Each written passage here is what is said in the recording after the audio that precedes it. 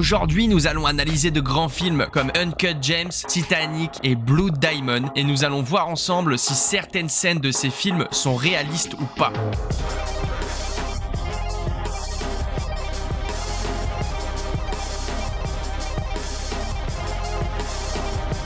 Uncut Gems. Yo. Kevin was just telling me look for some watches. Donc qu'est-ce qui se passe dans cette scène? Faut savoir que certaines des scènes du film ont été coupées. You got that crazy ass deal? I want for 16. Donc ce qu'il se passe ici essentiellement, c'est que le personnage que nous voyons essaye de refourguer une fausse montre à Kevin Garnett, le joueur de basket. C'est pour ça qu'il essaye un peu d'insister lourdement, tiens regarde là, elle est vraiment sympa, pour combien tu me la reprendrais, etc. You got papers with us? Cette action, ce serait la chose la plus folle à faire si tu as un gars comme Kevin Garnett dans ta boutique. Listen, man.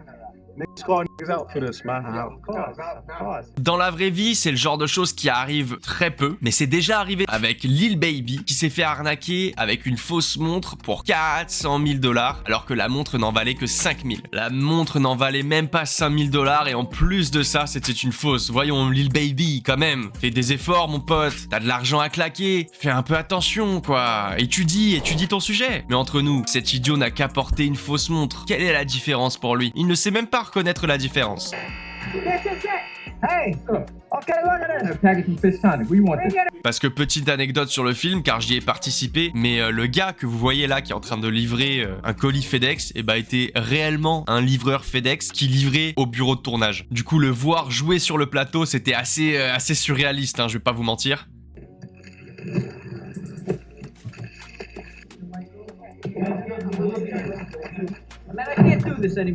Alors cette scène on a pu la tourner que 3 fois. D'habitude les autres scènes tu les tournes 40 voire 100 fois sans aucune foutue raison. Mais celle-ci on l'a tournée que 3-4 fois parce qu'en fait à chaque fois il fallait réemballer le poisson et réemballer la boîte. Donc on tournait la scène une fois, ensuite il fallait 20 minutes afin de tout réemballer. On retournait la scène, encore 20 minutes pour tout réemballer, donc c'était beaucoup trop chiant. Listen, Garnett's crew came in here, they took a look around, they see these guys, they're like, yo, who works here, who doesn't, get out? I said, these guys don't work here. I put in everything into this business, saved your ass 1,000 times. Est-ce vraiment comme ça que les gens font de la contrebande chez les bijoutiers? Je n'ai jamais vu ça au quartier des diamants, mais on va pas se mentir, des trucs ont déjà été passés en contrebande, ça c'est sûr et certain. Mais vous savez, dans la vraie vie, il faut faire passer la marchandise par la frontière, il faut la déplacer. Là, c'est un film, il y a toujours beaucoup de raccourcis. C'était mon dernier jour sur le plateau et je dois vous le dire, d'aller voir Adam Sandler, de jouer juste lui et moi, c'était vraiment incroyable. Holy shit, I'm gonna come, man. I'm finished with this shit. Quand j'ai passé l'audition, c'était en quelque sorte le script que j'avais écrit basé sur mes propres expériences de vie en tant que bijoutier. C'est pourquoi cette partie se démarque particulièrement dans le film, si j'ose dire, parce que j'ai pu écrire ces répliques moi-même. Donc mon travail à ce moment-là, c'était de râler contre ce type pendant qu'il ouvrait le poisson. Le truc un peu drôle, c'est que dans la vraie vie, c'est moi qui ai la place d'Adam Sandler, c'est moi le patron et je dois gérer avec mes employés. Je dois toujours me débrouiller et gérer avec ça. Et il y a une sorte de dynamique toujours un peu passionnante. Et donc je trouvais ça assez intéressant d'avoir le rôle inverse dans le film. So these are black Jews, all right? They're stranded in the middle of Ethiopia. Ah oui, bah bien sûr, il y a des juifs en Éthiopie et ils y sont depuis très longtemps. Vous savez, d'un point de vue biblique, la reine d'Éthiopie, Saba, est montée pour voir Salomon et c'était à l'âge du bronze, où elle est tombée enceinte, puis elle est redescendue et a fondé toute une secte ou une tribu en Éthiopie et c'est de cela qu'il parle ici dans cette scène. Where do these guys get precious black opals? That's what that is. Black opal. Alors de quoi sont-ils en train de parler ici? Alors donc j'étais là avec Adam et Kevin pendant qu'ils filmaient cette scène et en fait les opales noires viennent d'Éthiopie. Et honnêtement, si vous arrivez à trouver un caillou comme ça, vous décrochez le jackpot. Les opales sont des pierres qui ont un jeu de couleurs. C'est un peu la loterie. Vous pouvez avoir un jeu de orange, un jeu de rouge, un jeu de vert, un jeu de bleu. Et si vous avez le bon mélange de couleurs avec le bon point en carat et la bonne taille, vous pouvez avoir une opale qui vaut une fortune. Alors au commencement, comment fonctionne le marché des pierres précieuses? Tout d'abord, les diamants sont un marché à part. Vous connaissez les diamants, ce ne sont qu'une pierre blanche pure, mais si vous voulez la perfection, c'est très simple à comprendre. Les pierres précieuses sont une toute autre histoire. Pour les pierres précieuses, vous avez des pierres chauffées, des pierres non chauffées, vous avez du naturel, vous avez des saphirs de Ceylan, vous avez des rubis birmans, vous avez toutes sortes de pierres précieuses. Le monde des pierres précieuses est beaucoup plus compliqué. Et pour savoir ce que vous avez, vous devez le faire certifier par plusieurs laboratoires différents vous-même. ce qui rend le processus beaucoup plus compliqué. But these you can't get your hands on these things, you understand? Il existe des opales australiennes, des opales éthiopiennes, mais encore une fois, allons-y plus profondément et découvrons comment fonctionne le monde des pierres précieuses. Alors, la Terre tourne, il y a le magma, il y a les plaques tectoniques qui bougent et des extinctions se produisent. Et, pour une raison ou une autre, dans de petites régions du monde, il y a de petits endroits où, si vous creusez assez longtemps, vous allez tomber sur une pierre précieuse. Cela pourrait être un saphir, cela pourrait être une tanzanite, cela pourrait être une émeraude. Et devinez quoi? Là où vous trouvez ces pierres précieuses, d'autres endroits dans le monde ne les ont pas. Ils peuvent en avoir aussi, mais c'est complètement différent. Il pourrait y avoir des opales en Australie, mais elles ne seront pas les mêmes que celles d'Éthiopie. Elles seront légèrement différentes car les conditions géologiques qui ont créé ces pierres ont varié, ne serait-ce que très légèrement. C'est pourquoi le monde des pierres précieuses est si fou. On ne peut pas les trouver partout et elles sont toutes différentes. Si ça se trouve, on ne le sait pas, mais il y a un dépôt d'une pierre précieuse très rare ici en Amérique. Nous ne savons tout simplement pas encore où il se trouve et à quel moment il va émerger. C'est un peu comme si Dieu les avait dispersés au hasard et avait dit allez les trouver, il y a un endroit dans le monde où il y a des émeraudes rouges. Et c'est dingue parce que les émeraudes sont normalement vertes et celles-ci sont rouges. Et par exemple, celles-ci valent plus qu'un diamant rose. D'accord? Elles sont hyper chères et très rares. Et il y a des pierres précieuses si rares qu'elles vont être de cette taille et elles vont coûter 2,5 millions de dollars. How many carats is this? What, 4,000 or 5,000 carats? $3,000 a carat? Donc ici, il parle d'une opale de 4 ou 5 000 $ le carat. C'est ce qu'il estime que l'opale vaut. En réalité, quand vous commencez à peine à tailler une opale, vous ne savez pas du tout ce que vous allez obtenir. C'est là que le jeu commence. Quand vous achetez une pierre brute, n'est-ce pas, les clients se plaignent souvent des personnes qui extraient les pierres et combien elles en tirent. Et ce n'est pas bon du tout. Si vous extrayez une pierre, vous pourriez tout aussi facilement la tailler et tout aussi facilement la polir. Si je cherchais une pierre, je la taillerais et je la polirais moi-même et je chercherais à trouver un moyen d'obtenir un bijou fini. Parce que pourquoi? Acheter une pierre brute, c'est un pari. Cette pierre qu'il tient, qui fait 4 ou 5 000 carats, en réalité, elle pourrait se briser et à l'intérieur, il ne pourrait y avoir que des cailloux. Acheter une pierre brute comme ça, c'est un pari. Vous ne savez pas ce que vous allez obtenir, vous ne savez pas ce qu'il y a à l'intérieur. C'est un peu comme les cartes Pokémon. Vous regardez un paquet non ouvert. La question est, voulez-vous vendre un tas de paquets non ouverts ou voulez-vous chercher le Dracofeu vous-même en ouvrant ses premières éditions vous-même? From stone to stone, garnet to stone, you know that. Vous devez comprendre la mentalité des gens riches pour comprendre comment tout cela fonctionne. Nous avons l'habitude de ne pas avoir d'argent. Alors vous pensez de cette manière, ah, combien cela vaut? Comment faire pour l'obtenir? Quand vous vivez avec 10 milliards de dollars, 30 milliards de dollars, 100 milliards de dollars, dont une partie est de l'argent illégal, et que vous vivez avec cet argent, vous ne pensez pas à combien vaut quelque chose. Vous pensez à comment vous débarrasser de ce papier ou de ce chiffre sur un compte bancaire pour quelque chose qui pourrait avoir de la valeur, que vous pourriez apprécier, que personne n'a jamais eu. Si vous achetez 10 maisons, ce n'est rien d'autre que de l'entretien et des tracas. Certaines personnes achètent de l'art, d'autres des pierres précieuses. Ils veulent se débarrasser de l'argent. Et vous voulez l'obtenir. Ils veulent s'en débarrasser et acheter autre chose. Et c'est pourquoi ils jouent et collectionnent ces jouets avant de mourir. Titanic. I intended to save this until the engagement gala next week. But I thought tonight. Quelles sont mes impressions devant cette scène? Alors tout d'abord, c'est un saphir énorme. Heureusement, ce n'est pas un vrai saphir, et je vous le dis, le sertissage est plus que médiocre, et les diamants autour sont encore pires. Good gracious. Perhaps as a reminder of my feelings for you. Is it a Diamond, yes.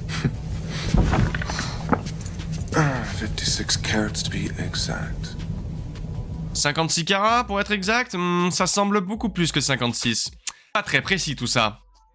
Personne n'avait l'air de s'en soucier à l'époque. Je veux dire, un vrai diamant bleu serait frappant. Je dois dire, ils font de leur mieux pour jouer en tenant cette zircone ou quoi que ça puisse être. S'ils avaient eu un vrai diamant bleu de cette taille, il aurait aspiré toute la pièce. Parce qu'il existe très peu de pierres comme celle-ci. Il y a un diamant bleu quelque part de cette taille qui a été volé jadis, puis retaillé en une autre pierre. Alors je pense qu'ils s'en sont un peu inspirés. It was worn by Louis XVI. And they called it Le Coeur de la Mer. The heart of the ocean, yes.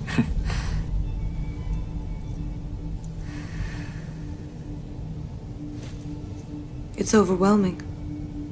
That's for royalty. We are royalty, Rose. Ok les gars, vous voulez un collier ou un pendentif comme ça pour votre copine ?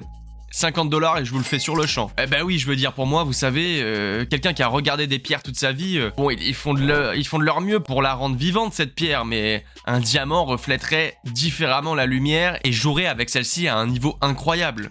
Parce que je vais vous expliquer, que se passe-t-il dans un diamant ? Quand la lumière entre dans un diamant, elle ralentit à la moitié de sa vitesse. D'accord ? On va traiter maintenant avec la relativité générale. Du point de vue de la lumière, le temps n'existe pas. La lumière n'a pas de masse, mais pourtant, en raison de la structure d'un diamant et des champs électromagnétiques, elle ralentit. Ainsi, plus de lumière sort qu'elle n'entre dans le diamant. C'est vraiment le secret du diamant, et c'est pour ça qu'il est plus brillant que la lumière qui l'entoure. Et c'est pourquoi il est plus intéressant de regarder les diamants dans l'obscurité. Car même dans l'obscurité, ils brillent encore. Ils scintillent parce que la lumière est piégée à l'intérieur. La très faible lumière qui entre tourbillonne et elle ressort plus puissante qu'elle n'est entrée. Cela a une admiration distincte que d'autres choses dans le monde ne peuvent tout simplement pas faire. Voilà à quoi ressemble le véritable diamant bleu. Allez, pour rigoler, mettons-les à côté. Vous avez le vrai faux diamant du Titanic juste ici et un vrai diamant bleu juste là. On voit clairement la différence, n'est-ce pas ? À gauche, c'est le plus grand diamant bleu du monde. Vous allez le donner à la petite fille de cette vieille dame ? À la petite fille de cette vieille ? Je crois pas, non. Vous le voulez pour vous-même, vous le recoupez et vous dites que vous l'avez trouvé. La rareté. La rareté est époustouflante. Et voici les 5 couleurs de diamant les plus rares. On va commencer par la moins rare des couleurs de diamant, c'est l'orange. Ensuite, de l'orange, on passe au vert. Après le vert, on passe au rose. Ensuite, c'est les diamants bleus. Et enfin, le plus rare, les diamants rouges. Ainsi, le bleu est la deuxième couleur de diamant la plus rare au monde, et le rouge, quant à elle, est la plus rare. Pour illustrer, sur toute la planète, l'entièreté des diamants rouges pourrait tenir dans la paume de votre main. Blood Diamond.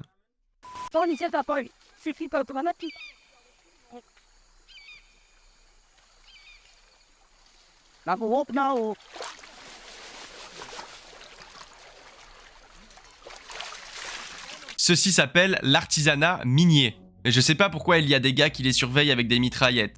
Honnêtement, on pourrait chercher à un endroit et ne pas trouver de diamants pendant 1 an. Donc nous avons un groupe de personnes. Ils savent qu'il pourrait y avoir des diamants dans cette zone, mais où chercher un diamant en Sierra Leone ? Où allez-vous commencer à creuser ? Vous creusez, vous creusez, vous creusez. Et si la terre ressort avec une pierre ressemblant à de l'ardoise noire, cela indique généralement que c'est là que les diamants pourraient se trouver. Cela fonctionne par couches superposées. Vous devez dégager les premières couches, vous aurez une couche d'une autre matière et vous devez la suivre à travers tout cela afin d'atteindre l'endroit où sont formés les diamants.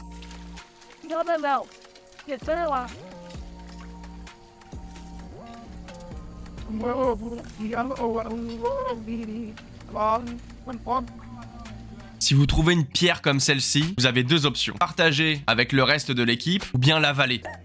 Ouais, cette pierre doit faire quand même 20-25 carats bruts. Et je vous le dis, une pierre comme cela représente des millions, selon la qualité et selon la couleur de celle-ci.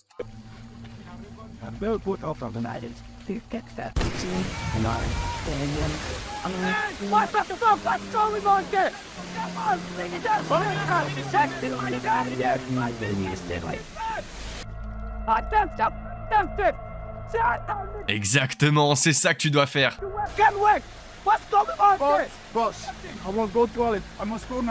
Excusez toilettes, c'est vraiment le truc le plus cramé du monde.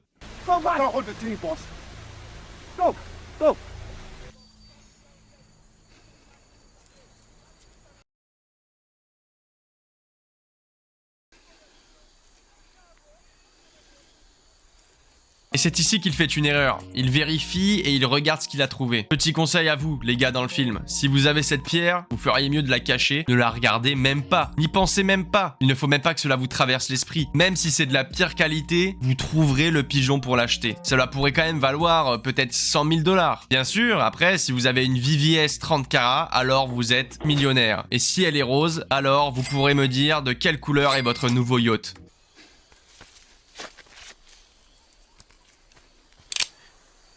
Give it to me. Yeah. Give it to me. The government troops are coming! Lorsque ces diamants circulaient et que la guerre a commencé parce que leur commerce alimentait les rebelles contre le gouvernement, Martin Rappaport a pu arrêter cette guerre. C'est le gars qui m'a emmené visiter ces mines en Afrique, d'accord? C'est pourquoi il est tellement respecté là-bas. Et ce mec a pu arrêter la guerre car il a réussi à stopper le flux des diamants et d'argent qui entraient et circulaient en Sierra Leone. Les diamants, comme dans le film, alimentaient une guerre. C'est ce que vous voyez ici dans ce film Blood Diamond. Vous devez comprendre que ce sont des gens qui essayent de gagner de l'argent. C'est ce que dit Martin Rappaport. Dieu a mis les choses les plus précieuses parmi les gens les plus pauvres. Il n'a pas mis les diamants en plein milieu de New York. Donc, ces trois films traitent de gros bijoux et de grosses sommes d'argent. On a Uncut Gem, où le mec veut sortir du quartier, ou alors dans Titanic, où tu vas prouver ton amour à quelqu'un avec de l'argent, et enfin Blood Diamond, où lui aussi veut sortir de la misère. Tout le monde essaye de gagner sa croûte, et les pierres précieuses peuvent vous y aider. Mais vous devez respecter les règles. Ça fait 20 ans maintenant que je travaille dans le quartier des diamants. Je suis allé en Sierra Leone. Je ne suis pas allé au fin fond de l'océan, mais je sais que ces films jouent plutôt bien le jeu des pierres précieuses. Cela serait juste un peu mieux s'ils utilisaient de vraies pierres précieuses dans leurs films. Mais je pense qu'ils ne peuvent tout simplement pas se le permettre.